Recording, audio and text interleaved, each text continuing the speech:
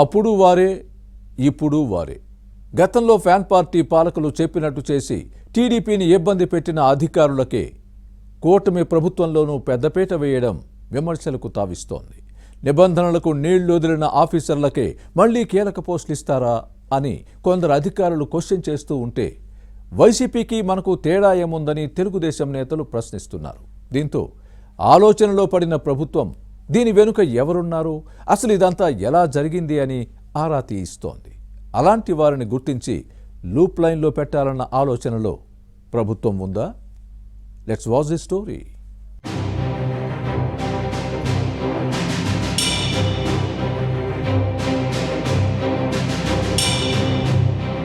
YCP పాలనలో తెరుగులేని అధికారాన్ని చలాయించి Tadepalli palace పెద్దల మాటే వేదంగా భావించి చెలరేగిపోయిన అధికారులకు కూటమి ప్రభుత్వంలోనూ పెద్దపీట వేయటం విమర్శలకు తావిస్తోంది. దీనిపై సోషల్ మీడియా వేదికగా టీడీపీ నేతలు మండిపడుతున్నారు. ఫ్యాన్ పార్టీ పవర్లోకి వచ్చిన 5 రోజుల్లోనే చంద్రబాబు నివాసం పక్కన ఉన్న ప్రజా వేదికను కూల్చివేయించిన అధికారి కీలక శాఖలో కొనసాగుతున్నారు. గుంటూరులో వైసీపీ నేతలతో అంటకాగిన వారికి ముఖ్యమంత్రి ప్రోటోకాల్ సెక్షన్లో కీలక స్థానం కల్పించడంపై అధికారుల్లోనే అసంతృప్తి వ్యక్తమవుతోంది. ఫ్యాన్ పార్టీ నేతలకు అనుకూలంగా వ్యవహరించిన పలువురికి అగ్రతాంబూలం ఇవ్వటంపై కూటమి పక్షాల నేతలు ఆగ్రహం వ్యక్తం చేస్తున్నారు. అలాంటి వారిని సాగనంపాలని సోషల్ మీడియాలో పోస్టులు పెట్టి మరీ డిమాండ్ చేస్తున్నారు. ఈ వ్యవహారం ముఖ్యమంత్రి చంద్రబాబు దృష్టికి వెళ్లటంతో దీని వెనుక ఎవరున్నారన్న అంశంపై నిఘా వర్గాలతో ఆరా తీయిస్తున్నారు. ఫ్యాన్ పార్టీ పాలనలో చెలరేగిపోయి టీడీపీ నేతలను ఇబ్బంది పెట్టిన అధికారులు ప్రస్తుతం ఏ శాఖల్లో కీలక పోస్టుల్లో ఉన్నారన్న అంశంపై లెక్కలు తీస్తోంది.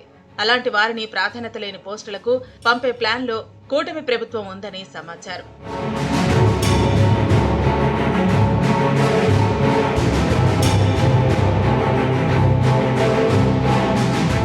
రాష్ట్రంలో పరిపాలన ఎలా ఉండకూడదో 2019 మే నుంచి 2024 వరకు వైసీపీ ప్రభుత్వ హయాంలో అధికారులు చేసి చూపించారు. వ్యవస్థను భ్రష్టు పట్టించారు. తాడేపల్లి ప్యాలెస్ నుంచి అందిన ఆదేశాలను పాటించిన కొందరు నిబంధనలకు నీళ్లొదిలి ఫ్యాన్ పార్టీ కార్యకర్తల్లా వ్యవహరించారు. టీడీపీ నేతల కట్టడాల కూల్చివేతలు, అర్ధరాత్రి గోడలు దూకి ఎఫ్ఐఆర్ లేకుండా అదుపులోకి తీసుకోవడం వంటి పనులు చేశారు. కస్టడీలో 3rd డిగ్రీ ప్రయోగించారు. వైసీపీ నేతల భూ ఆక్రమణలు, బెదిరించి ఆస్తులు లాక్కోవడం వంటి ఆకృత్యాలకు అధికారులు సహకరించారనే ఆరోపణలు వచ్చాయి. శాండ్, వైన్, మైన్, మట్టి దందాలకు అండదండలు అందించారనే విమర్శలు వచ్చాయి. యథా పాలకులు తథా అధికారులు అన్న విధంగా వైసీపీ పాలన సాగింది. పలు అంశాల్లో కోర్టులు అక్షింతలు వేసినా అధికారుల తీరు మారలేదు. అన్ని దులిపేసుకుని యథేచ్ఛగా చెలరేగిపోయారు.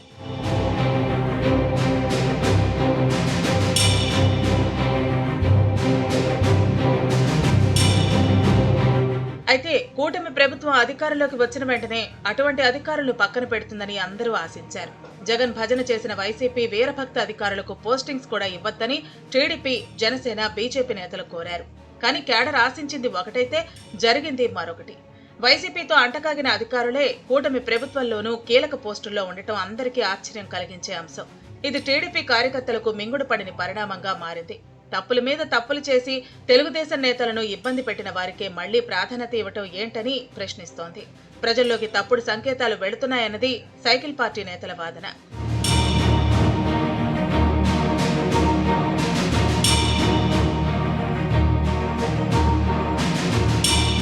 టీడీపీ అధినేత చంద్రబాబు నాయుడు ఉండవల్లి నివాసం పక్కనే ఉన్న ప్రజా వేదికను దగ్గరుండి కూల్చివేయించిన నాటి రెవెన్యూ అధికారి ఇప్పుడు ఓ కీలక కార్పొరేషన్లో ఎగ్జిక్యూటివ్ డైరెక్టర్గా ఉన్నారు. దీనిపై తెలుగు తమ్ముళ్లు మండిపడుతున్నారు. గుంటూరులో వైసీపీ నేతలతో అంటకాగిన మరో ఆఫీసర్ ఏకంగా ముఖ్యమంత్రి కార్యాలయంలో ప్రోటోకాల్ విభాగానికి రావడంపై కూటమి నేతలు ముక్కున వేలేసుకున్నారు. కుప్పల తెప్పలుగా ఫిర్యాదులున్న ఆ అధికారి సీఎంఓలోకి ఎలా ఎంటర్ అయ్యారన్న అంశంపై గూఢాచారి వర్గాలు ఆరా తీస్తున్నాయి. అంతేకాదు ఆ అధికారికి వైసీపీ నేతలతో ఇప్పటికీ వ్యాపార సంబంధాలు ఉన్నాయని ప్రచారం జరుగుతోంది.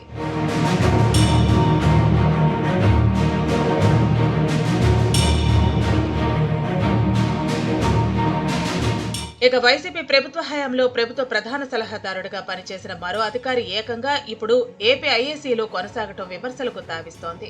ఫ్యాన్ పార్టీ పాలనలో ఓ అధికారి నెల్లూరులో చెలరేగిపోయారు. అలాంటి ఆఫీసర్ రాష్ట్రంలోని ఓ ప్రముఖ దేవస్థానం కార్యనిర్వహణాధికారిగా నియమితులయ్యారు. దీనిపై ఆ శాఖలోని అధికారులే మండిపడుతున్నారు. ముఖ్యమంత్రి కార్యాలయానికి ఫిర్యాదులు అందాయి. అప్పట్లో ఇష్టారీతిన వ్యవహరించిన కొందరు డీఎస్పీలు, ఆర్టీఓలు ఇప్పుడు కూటమి ప్రభుత్వంలోనూ మంచి స్థానాల్లో ఉన్నారు. వైసీపీ నేతలతో అంటకాగిన అధికారులకు కూటమి ప్రభుత్వంలో ప్రాధాన్యత ఇవ్వటంపై సోషల్ మీడియాలో విమర్శలు ఎక్కువయ్యాయి. దీంతో అలర్ట్ అయిన పాలకులు అసలు ఈ వ్యవహారం ఎలా జరిగింది, దీని వెనక ఎవరున్నారు, పోస్టింగ్స్ ఎవరిప్పించారు అన్న అంశాలపై నిఘా వర్గాల ద్వారా ఆరా తీస్తున్నారు. అలాంటి వారిలో కొందరిని ప్రాధాన్యత లేని పోస్టుల్లోకి పంపాలనే ఆలోచనలో ప్రభుత్వం ఉన్నట్లు సమాచారం. ఏం జరుగుతుందో చూడాలి.